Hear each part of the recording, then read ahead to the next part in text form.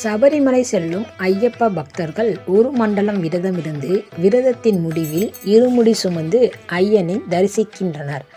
ஐயப்பனுக்காக 41 நாட்கள் விரதம் இருந்து ஐயப்பனை தரிசிக்க சபரிமலை யாத்திரை செல்லும் ஐயப்ப பக்தர்கள் மட்டுமே இருமுடியை தலையில் வைத்து சுமந்து செல்லும் தகுதியை பெறுகிறார்கள். தலையில் இருமுடி இல்லாதவர்கள் பரிசுத்த படிகளான புனிதமான படிகளாக கருதப்படும் 18 படிகளை ஏற அனுமதிக்கப்படுவதில்லை. இருமுடி சுமந்து செல்வது ஏன்? இறைவனுக்கு படைக்கப்பட்டதற்கான பொருட்களை வைப்பதற்கு என்று தனிப்பட்ட முறையில் உருவாக்கப்பட்ட 2 அறைகளை கொண்ட பை இருமுடி. பருத்தி துணியால் தைக்கப்பட்டது. மையத்தில் திறக்கும்படி வடிவமைக்கப்பட்டுள்ளது. இருமுடியின் முன்னால் உள்ள அறை முன்முடி என்றும் இருமுடியின் பின்னால் உள்ள அறை பின்முடி என்றும் அழைக்கப்படுகிறது. இருமுடியின் முன்னால் உள்ள அறையில் இறைவனுக்குரிய, அதாவது ஐயப்பனுக்குரிய பக்தி பொருட்கள் அனைத்தும் நிரப்பப்பட்டிருக்கும். இருமுடியின் பின்னால் உள்ள அறை புனித யாத்திரை மேற்கொள்ளும் ஐயப்ப பக்தர்களுக்காக ஒதுக்கப்பட்டுள்ளது. அதில் புனித யாத்திரை மேற்கொள்ளும் ஐயப்ப பக்தர்கள் தேவையான நிறைவு செய்வதற்கு தேவையான அனைத்து விதமான பொருட்களும் அதில் நிரப்பப்பட்டிருக்கும். இருமுடியின் நிறங்கள். பண்டைய காலத்தில் இருமுடி சுமந்து முதன்முறையாக செல்லும் ஐயப்ப பக்தர்கள் கன்னிச்சாமி என்பார்கள். சிவப்பு நிறத்திலான இருமுடியை சுமந்து சென்றனர். அவர்களை தவிர்த்து மற்ற ஐயப்பமார்கள் வெள்ளை நிறத்திலான இருமுடியை சுமந்து சென்றனர்.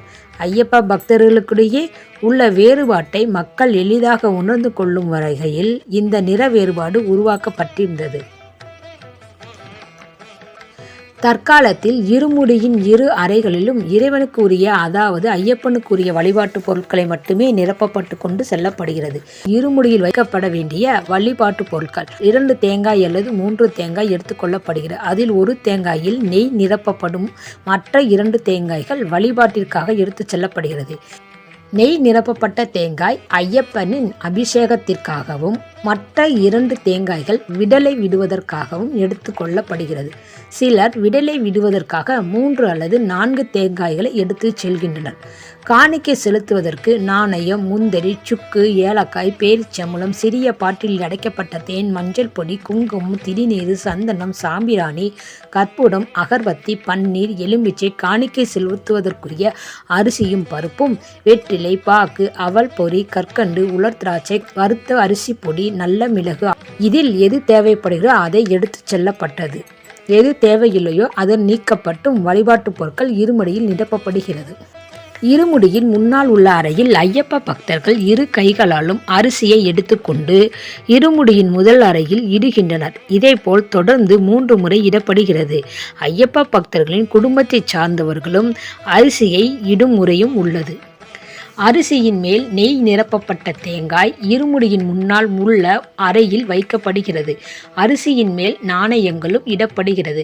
கற்பூரம், திரிநீர், சந்தனம், பன்னீர் ஆகியவை இருமுடியின் முன்னால் உள்ள அறையில் வைக்கப்படுகிறது. இருமுடியின் பின்னால் உள்ள அறையில் 2 விடலை தேங்காய்கள் இருமுடியின் பின்னால் உள்ள அறையில் வைக்கப்படுகிறது. முதல் தேங்காய் 18 படி ஏறுவதற்கு முன்பு உடைத்தும் வலது காலை வைத்து 18 படி ஏறி செல்வதற்காக வைக்கப்படுகிறது. 2வது தேங்காய் கோயிலை விட்டு வெளியே வந்த பிறகு உடைப்பதற்காக வைக்கப்படுகிறது. குங்குமம், மஞ்சள் பொடி ஆகியவை இருமுடியின் பின்னால் உள்ள அறையில் வைக்கப்படுகிறது. ஒரு முறை இருமுடியை தூக்கி தலையில் வைத்துவிட்டால் எக்காரணத்தை கொண்டும் கீழே வைக்கக்கூடாது. கீழே வைப்பதாக இருந்தால் துணியை அல்லது போர்வையை விரித்துதான் வைக்க வேண்டும். சபரிமலை பாத யாத்திரை செல்லும் பக்தர்கள் தேங்காய்க்குள் நெய்யை ஊற்றி அதை இருமுடியாக கட்டி எடித்து கொண்டு கல்லும் முள்ளும் காலுக்கு மெத்தை என பாடிக்கொண்டே சரண கோஷங்கள் முழங்க சபரிமலை ஐயப்பனை தரிசிக்க செல்வது வழக்கம். சபரிமலை ஐயப்பன் சிவ விஷ்ணுவின் அம்சம்தான். இதனை அனைவரும் உணரும் வகையிலேயே முக்கண் கொண்ட சிவ அம்சமான தேங்காயில் விஷ்ணுவின் அம்சமான பசு நெய் ஊற்றி எடுத்து செல்லப்படுகிறது. நெய் தேங்காய் கொண்டு போய் அந்த நெய்யை ஐயப்பனுக்கு அபிஷேகம் செய்துவிட்டு அதை பிரசாதமாக வீட்டிற்கு கொண்டு செல்கின்றனர். இருமுடி உணர்த்தும் தத்துவம். சபரிமலை யாத்திரையில் புறப்படும் பக்தர்கள் இருமுடி கட்டி புறப்படுவார்கள். இவற்றுள் ஒரு முடியில் சுவாமிக்குரிய அபிஷேக நிவேதன பொருட்களும் மற்றொன்றில் அவர்கள் தேவைக்குரிய உணவுப் பொருட்களும் இருக்கும். மலையை நோக்கி அவர்கள் செல்ல செல்ல உணவுப் பொருட்கள் குறைந்து கொண்டே போய் இறைவனின் சன்னிதானத்திற்கு செல்லும் போது அவர்களின் உணவுப் பொருட்கள் அடங்கிய முடி குறைந்திருக்கும்.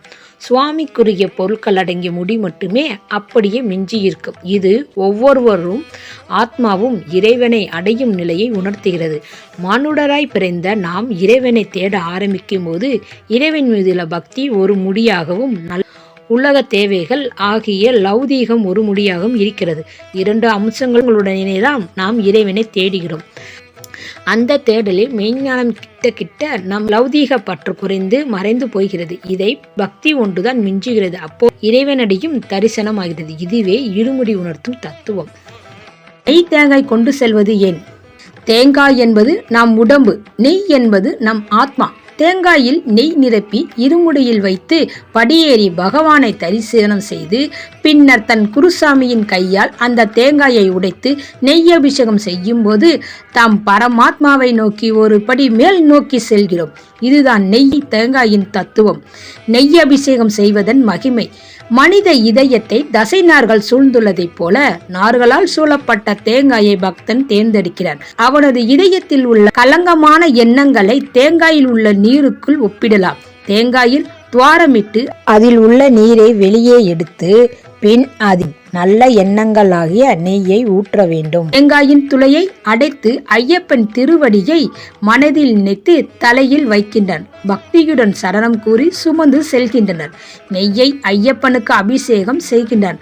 அதாவது தனது உள்ளத்தில் உள்ள ஆழ்ந்த பக்தியை ஐயப்பனுக்கு காணிக்கையாக்குகின்றனர். இதன் காரணமாகவே ஜென்ம சாபல்யம் பெற்று ஆனந்தம் அடைகின்றனர். புண்ணியம் தருகின்ற 18 படிகள் ஏறி சென்று அகிலம் காத்திடும் ஐயப்பன் பெருமையை தரிசித்தாலே சாலச் சிறந்தது. ஓம் சுவாமியே சரணமையப்பா, ஓம் சுவாமியே சரணமையப்பா, ஓம் சுவாமியே சரணமையப்பா.